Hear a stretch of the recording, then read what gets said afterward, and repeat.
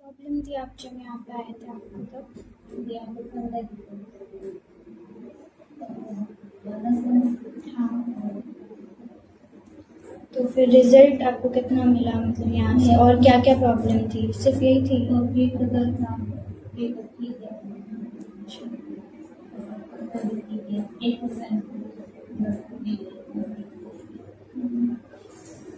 और आपको रिजल्ट मिला है मतलब? नहीं अच्छा और भी जगह गए हो आप इसके पहले? सब जगह जाना, क्योंकि भी बात नहीं है, सब जगह जाना।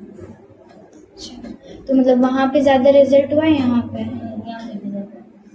तो आप थेरेपी कंटिन्यू रखोगे आप? हाँ, ओके, तो अब आपको आधे से ज़्यादा रिजल्ट है, मतलब आराम है?